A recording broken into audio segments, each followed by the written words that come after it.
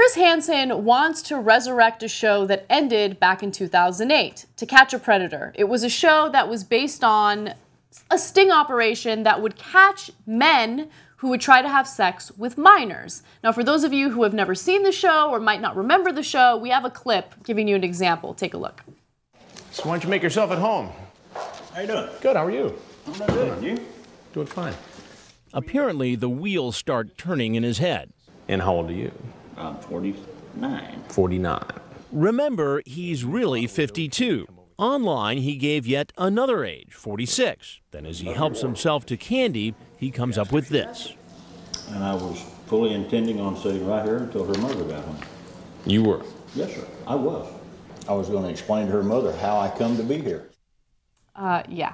So that show, as I mentioned, ended in 2008. It was an NBC show.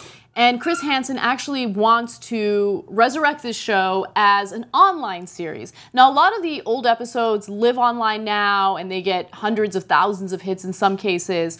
But he wants to create new episodes. And he's doing it for two reasons. He's doing it for entertainment value and also to catch these guys who are trying to have sex with underage kids. So he says the following on a Kickstarter page that he started in order to raise money for the new web series. My team and I have been working hard to create a new web series, and I'm the biggest backer so far. We'll be using today's best investigative techniques, and I've recruited a world-class production team. So how much does he want to raise? It's actually not a huge amount of money. It's $75,000, which of course is a lot of money, but not for a new show. And he's going to use it for pre-production, post-production, audio, lawyers, everything that you would need in order to create this show. Yeah. So now I'll tell you, when I saw this, I was conflicted because part of me as a father, I'm like, great, let's educate other parents. Let's figure out a way to, let them know the dangers, because I'm a young parent, so I understand what's happening on Snapchat, Facebook, and all these other things. But the other side of me as a man, and from the story we just talked about with this woman, is that you're trapping men.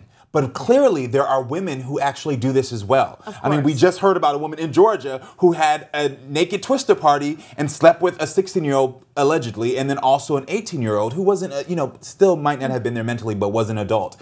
And so if you're going to do this, we need to start having the discussion of, like, let's stop saying that this is just men who are sexually abusing children. Let's talk about the women who go online and who are predators. Let's catch them. Let's catch all predators and have a bigger conversation so that kids don't just see men as the bad guy, black men as the bad guy, Latino men as the bad guy. Let's see all human beings who don't have good intentions in heart as the bad guys. Yeah, the depictions on shows like this are not representative of sexual predators. At all. A lot of them are, either black or Latino. All of them were men. And so I think it is important to focus on that, especially in this day and age when we have so many stories of grade school teachers sleeping with their students. Yep.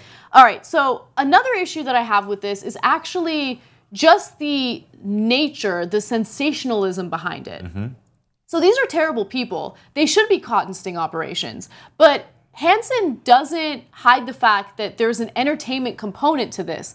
And I feel like there's something really sick about being entertained by these issues. Yeah. I get why people are into it. I mean, I've watched a few episodes and I was definitely engaged. But at the same time, sensationalizing this, I don't know if that's the right way to go about things. Yeah. But he does say that they have caught a number of people and they have prosecuted them. The investigations led to the uncovering of about 300 predators. Over 80% pleaded guilty or no contest and received punishment up to 24 years in prison. So what do you think? I mean, on that point alone, do you think a show like this should exist, or do you think that it's kind of... Well, yeah, you're getting predators off the street, which is what you want to do. And unfortunately, a lot of us aren't trained or aware of how to spot a predator, how to protect our children, how to have those transparent conversations with them.